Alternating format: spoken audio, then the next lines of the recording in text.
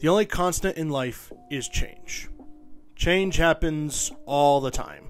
In life, in work, whatever it might be, change is inevitable. Now, there are two ways you can choose to work with change. You can embrace it, adapt to it, and even though it'll be painful and it won't always be easy, it'll make life a lot simpler for you, and eventually you will adapt to the change a lot quicker than you think.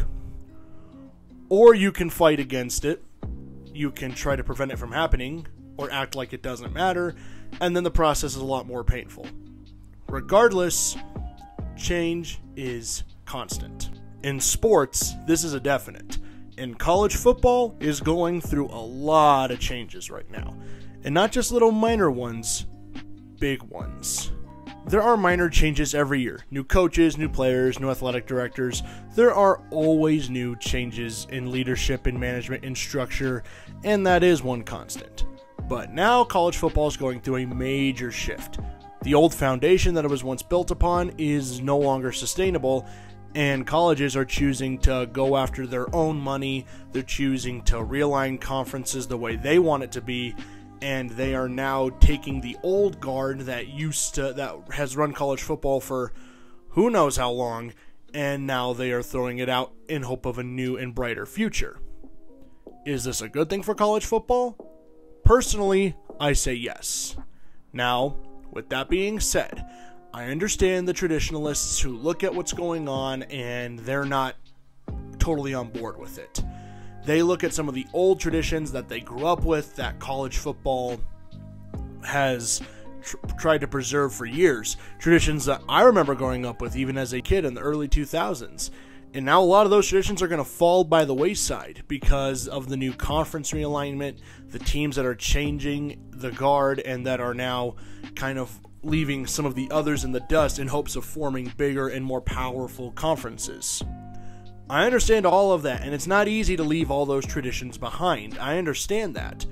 But ultimately, I believe this is what's better for the sport. This is what's needed, because you can't just proceed with the way college football has done for years, which was unsustainable to begin with, and expect that that'll carry you into the next, 150 years? College football has been around for over 150 years, and we've seen a lot of changes in the power structure, specifically how they determined a national champion. For a while, it was determined by the national poll and an AP poll with coaches and then the Associated Press voting, and that would decide the national champion rather than actually having a national championship game. And then we went to the BCS system where the number 1 and number 2 ranked teams in the country would battle for a national championship, and eventually that system worked for a bit, but then it got tired and old and people got sick of it, because for a while from the late 2000s and the early 2010s it was the same 4 or 5 teams just dominating at the top in the BCS rankings. And for years college football said they would never do a playoff. A playoff would not be good for college football. What do you know? In 2014, we finally got the college football playoff. It was going to be 4 teams, not just 2, based on the way the Composite 25 ranked them. And now, more teams do have a shot, or at least we were so led to believe. And for a while it looked like there would be some parity, and in recent years there has been, with teams like TCU, Michigan getting into the playoffs, Cincinnati, a group of 5 team from the American Athletic Conference, finding their way into the college football playoff. But the majority of the time, it's been Bama, Clemson, Bama, Clemson, Bama, Clemson. It's been these 2 teams just being able to find their way into the national championship conversation pretty much every year. Sure, a team like Ohio State or Georgia or Oklahoma throw their name into the mix. There was that amazing year in 2019 for the LSU Tigers with Joe Burrow, Jamar Chase, Justin Jefferson, and an absolutely stacked roster. But for the most part, the parity that the playoff was supposed to provide was totally a lie. And now college football is changing again. It's been announced that starting next year, the college football playoff will expand, triple its size, from 4 teams to 12 teams. Personally, I love that idea. I've been begging for expansion for a while, because this now means that instead of just a bunch of neutral site games, now it'll actually be structured like an actual playoff. There will be home site games for teams, campuses getting to host college football playoff games, first round byes. Real seeding matters this time. This adds importance to the regular season, as getting a conference championship increases your chance to get a home playoff game. They wouldn't do neutral site games till the semifinals in the national championship. Personally, I love that idea. It feels more like an actual playoff. It expands the field, and it is more of a legitimate shot for a few teams. Yes, this does mean that more, maybe 2 or even a couple 3-loss teams might sneak their way in there. But hey, look at the way the pro sports is structured, like in the NFL. In the NFL now, you have teams that are way at the top that have 2 or 3 losses, maybe 4 losses. Teams at the bottom that had 5 or 6 losses. But now those teams have a legitimate shot, if things can go their way and they can get things going, to actually make a run at a championship. Now it's that way in college football. Some might say that decreases the value of the regular season, because for a while in college football, you lost one game, that might be it. That could be, your chance to go win a championship. That could be it, because you lost that one game, and perfection is so highly valued in college football. It was for a long time, and for the early days of the playoff, it absolutely mattered. 2 losses could be it. 1 loss, depending on who it was, that you lost to, maybe you could survive and get your way into the playoff. That's not the case anymore, but I like that it is changing. And a big reason that now the college football playoff will look a lot differently is because of the brand new conference realignment. You can name it. We had the big news announced a few years ago that Texas and Oklahoma, the big headliners in the Big 12, were going to leave for the SEC, a conference that already had college football powerhouses like Georgia, Alabama, LSU, Florida. They already had their headliners. They have historic programs down there. And now, Texas and Oklahoma will be joining 2 of the most historic programs in all of college football. And now the Big Ten, which is home to some of the most pristine programs in the country, Ohio State, Michigan, Penn State, Nebraska, Michigan State, Wisconsin, Purdue, Illinois. Now they're adding USC, UCLA, Oregon, and Washington. The 4 most prominent programs on the West Coast are now joining the Big Ten, which already had big names at the time. Oh, and then it was announced that the Big 12, which looked like it was going to be in trouble without Texas and Oklahoma, well, they're adding a bunch of new teams. They've added Cincinnati and the University of Central Florida, 2 pretty good college football programs. And now they're adding Arizona State. They're adding a new rising power in the West in Utah. And now they just added Colorado, which now has Deion Sanders, which is a name and a brand all itself. They are now adding to this conference. The Big 12 is going to be like the Big 16. The Big 10 could be like the Big 18. By the time they're probably done, I guarantee you there's still a team or 2 that's looking to add. The SEC is continuing to grow. The ACC is now having its own problems with Florida State, one of its major schools. But this leaves the Pac-12, a conference with over 100 years of rich history and a lot of good sports tradition. Now they're left hanging dry with only 4 programs left, with Oregon State, Washington State, the University of California, and Stanford. 2023 will be the last year of the Pac-12 as a conference. For so many people, they claim that this is a bad thing, that this is a dark day for college football and college athletics as a whole, as now there's a bunch of shifting, things are changing. I say, based on the way things have gone, this is good for college football, and in many ways, it's necessary. Think about it this way. The Pac-12 could not get its media deal done. Surprise, surprise. College presidents want their sports programs to be featured on big TV networks. They want to drive revenue because college sports, particularly football, drive a ton of revenue for the universities. So, no big shocker that when the Pac-12 could not secure a media deal, this meant that they were going to look elsewhere. The Apple TV deal was never going to work. The Pac-12 made a very, very egregious error when they decided to just wait instead of being aggressive and looking for a TV deal. they were confident that something else via streaming would pop up, because streaming is becoming the new way to watch sports now instead of just normal cable television. But even that, a lot of the TV deals will help with streaming that a lot of the big networks have. The SEC having its big deal with ESPN, the Big Ten getting its big deal with Fox Sports. It was clear that the Pac-12 and the Big 12 needed a deal. They needed somewhere to go.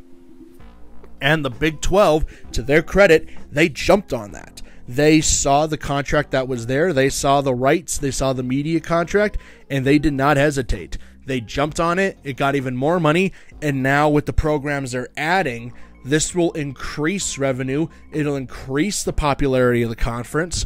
It'll increase the prestige that they hold within the NCAA. And now the Big 12 looks like geniuses because they were so aggressive, whereas the Pac-12, they're the odd man out. They chose to wait. They chose to let things be and see if anything would materialize. And now they're paying the price for it. This is not all on George Kliavkoff, the new commissioner of the Pac.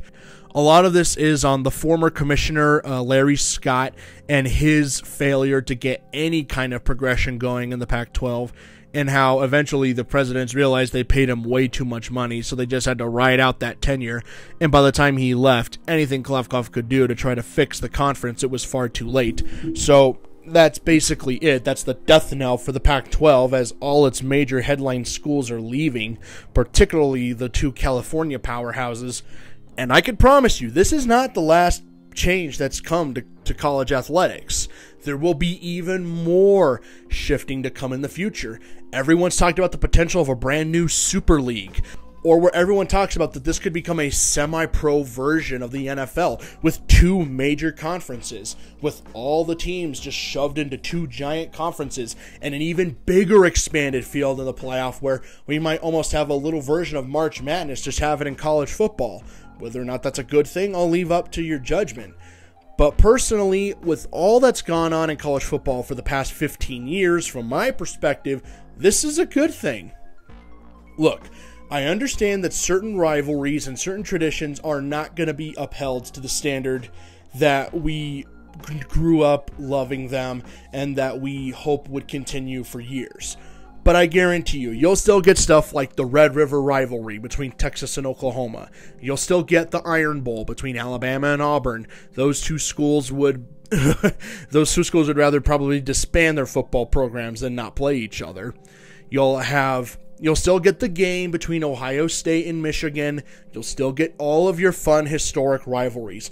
Maybe new fun ones will pop up and form. Maybe old ones that didn't quite have a spark, they'll gain some strength back. For example, Utah and BYU, the Holy War. They haven't had quite the rivalry spark that they used to have, but now with both their football programs on the up and up, and now the fact that they will be in the same conference together, that's going to be a ton of fun having Utah play BYU. And that's going to be a very, very physical, fun, messy football game because you have two very good football teams. This is why this is a good thing, because even though some of the old stuff that we used to like is going away now, this has the potential for new, even better stuff to come in its wake. Look, college football, the way it was built originally, was never going to last. This was always going to happen, this sort of change. I understand the traditionalists who want their stuff to stay the same. They liked college football the way it was. But it was pretty clear that there was only a few teams that had a chance to win a national championship anyway. Look, I love college football. I think it's a ton of fun. There is something that college football has that the NFL simply doesn't have. The fun marching band traditions, the cool student sections, the unique rivalries, the intense Saturday night primetime games. There is something college football has that the NFL simply never will.